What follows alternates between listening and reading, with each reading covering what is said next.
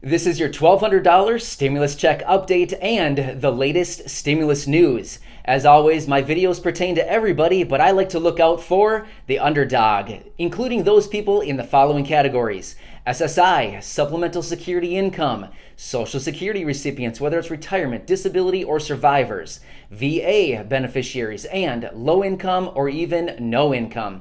But hey everybody, today is Thursday, September 10th. This is Matt, back for another video. But hey, if you're new here or you're not subscribed for any reason, please do me a huge favor and hit the subscribe button. All right, let's get right into this. Talk about the latest news and what's going on with those $1,200 stimulus checks that everybody is anxiously awaiting. So today, Thursday, the Senate is planning to vote on their newly proposed skinny bill, or as some people call it, their more targeted bill. So this is great. The reason that's good is because the Senate has not voted on a stimulus proposal in a very long time. Let's remember, they didn't vote on the HEALS Act. They did not vote on the HEROES Act. But finally, they're voting on something. The simple act that they're voting is probably a good thing. But what's actually kind of funny is Mitch McConnell was out this morning and said that this vote is to see if senators want to provide additional aid for jobs, healthcare, and children. So in other words, he even knows that this voting is an absolute joke. Basically, it's just like a temperature gauge to see like, hey, we're going to send this vote out to see if senators even want to provide additional aid. Well, we'll have to see what happens later this afternoon. If they actually vote on this and if they want to provide additional aid. So even Mitch McConnell knows that this whole thing is a joke and a waste of time. But we can anticipate that it's probably not even going to pass the Senate. If it does, it's going to barely skim on by. However, if it goes to the House of Representatives next week when the House is back in session, we can already anticipate the House is not even going to look at it. They're going to instead just laugh at it because they know that there's not even a chance that it's going to pass the House, so why even waste their time? So they know this whole thing is just kind of a waste of time, but it's unfortunate. However, what does this new skinny or targeted proposal, what does it include and what doesn't it include? Well, as I talked about yesterday, let's just buzz through this really quick. What does it include? It includes additional PPP funding, that's for small businesses. It includes the unemployment enhanced benefits at a rate of $300 per week through the end of the year. It includes $105 billion for schools. It includes $10 billion for the post office in the form of a loan. Let's just be honest, stop lying to us. It's not a loan, it's a bailout. I can't stand when they lie to us because we know it's already a lie. We just know that it's $10 billion that they're going to give away and not get back. So I wish they would just tell us the truth rather than lying to us. So there is $16 billion for testing, $31 billion for vaccines and building up the national stockpile, as well as an additional $15 billion for child care grants. Of course, there's a lot of other provisions within the bill as well, but these are just kind of the main headliners that are in there. So again, this has a price tag of roughly $500 billion.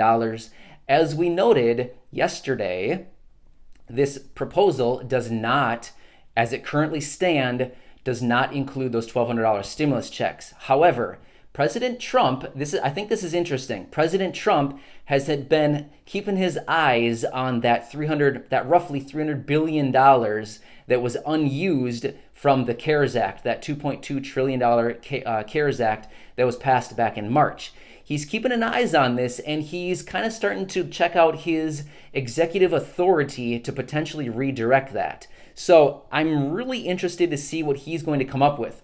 Now let's think back about a month ago in early August. He had those 4 executive orders, which were pretty controversial at the time. However, nothing has changed with them. All 4 of those orders have gone into place and have continued on.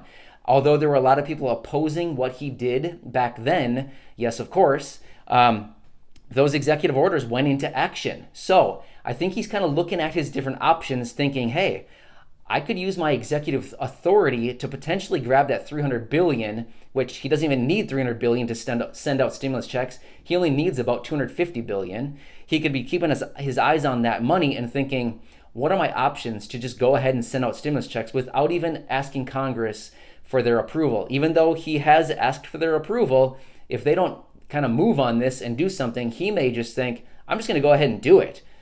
So it'll be interesting to see what he does with that whole thing.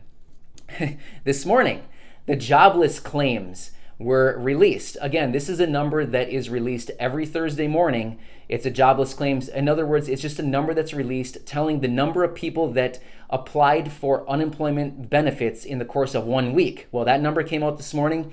It was 884,000 people. 884,000 people applied for unemployment benefits in the course of 1 week. Last week's number was 881,000 people. So I guess my question is, does this look like a healthy recovery and economy when nearly 900,000 people are applying for unemployment benefits in the course of 1 week? My answer, my opinion, no. That is not the sign of a healthy recovery or economy. So very interesting to see these numbers. By the way, prior weeks to last week, the numbers were over 1 million, consistently over 1 million for weeks upon weeks. So of course, we're under 1 million now, but still nearly 900,000 people claiming or applying for unemployment benefits in the course of just a week. That's a lot of people. And these are new claims also. These are not continuing claims. These are new people that have not applied before. New people asking for unemployment benefits.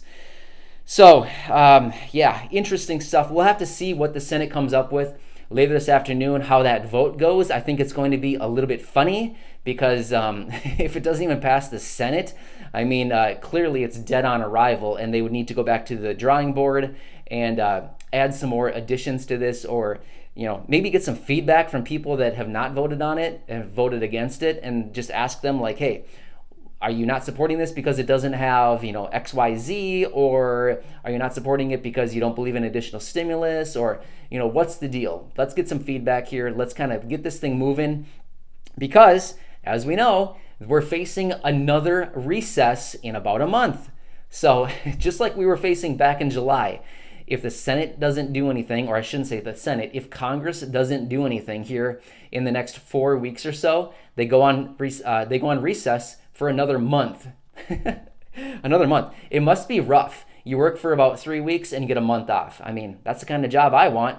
Work half days for 3 weeks and then you get a month off to go and do whatever you want. So I don't know. Very interesting. I'll continue watching everything. I'll keep you posted. I'm here for you in any way I possibly can be. But enjoy your Thursday, and hey, it's me again. I'm back. Hey, I forgot to mention in the video really quickly, if there's anything worth mentioning about the vote later this afternoon, I will certainly be back later this afternoon with the latest information. As always, I like to say that in my videos, but I completely forgot this time, so sorry about that. But hey, enjoy your day. I'm always here for you. I'm here, so.